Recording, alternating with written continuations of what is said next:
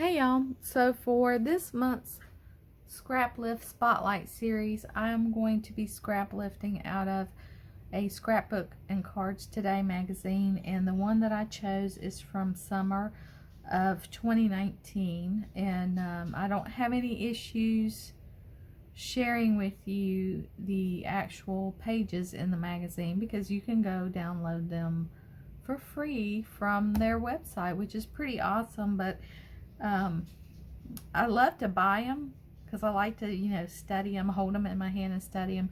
But I haven't seen them at my local bookstore lately, or the other bigger bookstore that's about 30 minutes away. So I don't know if they quit carrying them or not. But anyway, so this is the magazine I'm going to use for this month, and the first layout that I'm going to scrap lift is right here.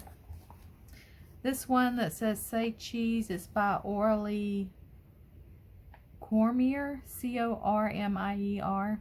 I hope I didn't butcher her last name too much.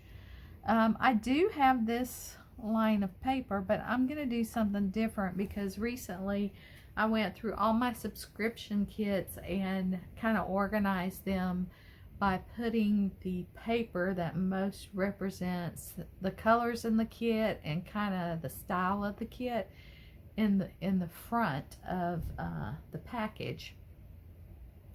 So as I was doing that, I thought, well, I need to start using them because some of them will be vintage before too long. So this is my layout that I'm going to scrap lift, and I'm going to be using an old Cocoa Daisy kit from May. I don't know what the year is because I don't think they do scrapbook kits anymore. They do like planner kits, and I don't even know if they still do like Project Life type kits. But that's what I'm going to use, and here is the kit and my photos. And as you can see, I'm definitely going to use this paper right here. This is photos from my nephew when he turned 21. He went out of town with his friends to celebrate, and my husband and I dog sat for him, so he had to bring her and come and pick her up. And he wasn't going around his grandparents too much because of the pandemic, so my mom sent a card for him, and that's him opening the card. So I snapped a couple pictures to share with my parents of him opening his card. So these are the photos. I'm either going to use one or both of them. I know they look the same, but they're different photos. So this is the kit that I'm going to use, and I don't know how old it is because some of these papers said 2011 and 2012, but when Cocoa Daisy first started doing their kits, subscription kits, it wasn't about having the newest and latest product that came out on the market. They just kind of put together a kit, and the paper wasn't necessarily new. So I'm not sure the exact age of this kit, but obviously there's some things in it that I can't use for his page, like this lace. It's got like a floral lace, and I just have to show you this because I have no idea why this would be in a scrapbook kit and what you're supposed to do with it, because they're big and bulky, unless you like put it on the cover or something. First you got these little, here we got a calligraphy nib for a calligraphy pen. That's metal. And then we got these two little thread spools. Oops, little miniature thread spools. The thing that really gets me is these two light bulbs.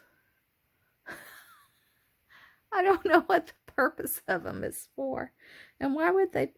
I don't know. If you can figure out, why would you put these in a scrapbooking kit? I mean, they're obviously not going to go on a page. But anyway, that's the kit I'm going to use, and I may have to pull some things from my stash, like a background paper, because I had this one in here, but you know, I've used it for something. This old October afternoon 2011. And then there's just some that aren't really gonna match my photos, because this, I don't know, this was more like a hodgepodge of papers. Because see, you have this House of 3. There's some pink in there, pink paisley. House of 3. Oh, that must be the name of the line, because it's pink paisley. Anyway, there's some pink cardstock, and let's see, that's cardstock. And some of this paper is thin. This is very thin. Look at that. Which I'm not against using. If I were to use this, I would just back it on a piece of colored cardstock, or a cardstock that I wasn't interested in using for a scrapbook page to make it thicker. But I don't even know. This is Jenny Bolin 2010. And then there's these basic gray Life of the Party sticker sheets in here. So this is the collection I'm mainly going to pull from. I'm sure I'm going to have to get some things from my stash, which is fine. But that is what I'm going to do. And when we come back, we'll see what I came up with. Okay, so I'm back with my completed layout. And I just wanted to show you the layout that I scrap lifted from Scrapbook and Cards today, from summer 2019, page 66. This is from Orly Cormier, Cormier, and that is the layout that I chose. And here is my finished product. Now, the paper that came out of that Cocoa Daisy kit, as I said, was really thin. This background paper was very thin, so I just backed it on an additional piece of white cardstock to give it some strength, because I have, what, 1, 2, 3, 4, 5 layers of paper here. As you see, I started out with this navy background at an angle, and then I angled this coral-y red paper, and then here's a newsprint and like a black distress that had a little bit of that coral in it, and then this paper. This was really thin also. So I did that with my background, and instead of the one photo, I chose 2, and they look similar, but they're actually different. And in that kit was this plastic clock. So I thought I would position the hands. They only gave me like one hand for the clock, so I had to trace it and fussy cut 2, and I made one shorter and left one long. And my title is Time for Fun, and you'll see 21 here, you'll see 21 here, and 21 here, and you'll also see that my clock is on the 2 and the 1 for 21, and I just use a brad to hold it down. So as far as the embellishments, there weren't a lot of embellishments that would kind of go with this layout besides the clock. So I did some stash diving, and I think most of these pieces here came from, these leaves came from Jen Hadfield, and these 2 arrows did. And then I just pulled my gold binder because I had a little bit of gold here. I wanted to add a little bit more gold, so I pulled a gold arrow and a gold arrow here. And then here's a piece of washi tape with arrows on it. And this is actually Vicki Boutin, because I pulled some of her stuff because the layout in the magazine was based off of Vicki Boutin's Say Cheese.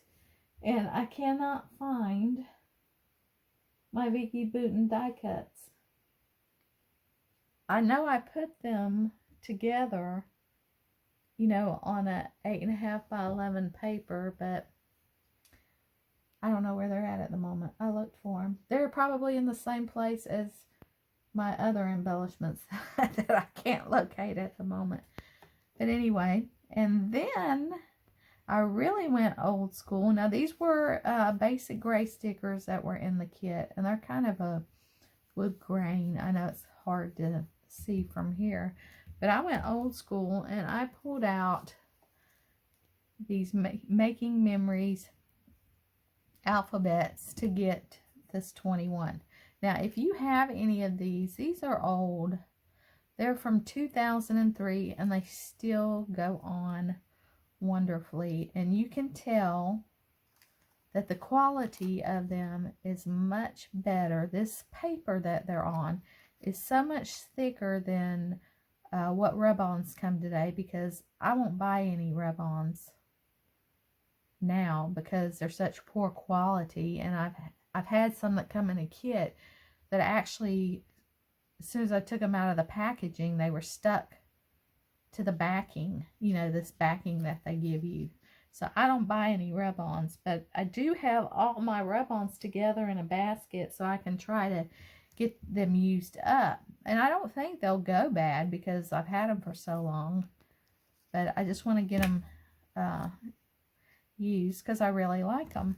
And I also, this growing up with the little bracket came from this, which is in here backwards, Daisy D. So if you have any old Daisy D rub-on transfers, they still work great too. And I just cut that out. I thought, oh, I might save it, because this to me would be a really good, just to use all of it for a title on top of a page. But I could still do that without that growing up right there if I wanted to, or I can just use bits and pieces of it, because you could take this Full of Wonder, just this top half, and use it on its own and it not be boy themed. So anyway, I did some deep stash diving. I actually mixed a few products, which is very unusual for me because I have such a hard time with it. But this came together pretty well because I just kind of stuck with Jen Hadfield. And I took some of this coral paper and wrote out my journaling and cut it out and put it on strips here. So that is my layout. And I also wanted to say that I have a couple of friends playing along with me this month. Cilla is one, and her channel is called Choice Bits of Bliss, and she has already posted her layout. And Debbie's going to play along too. I don't think she's posted anything yet, but I'm going to link to her channel below. So thanks for watching, and we'll see you next time. Bye.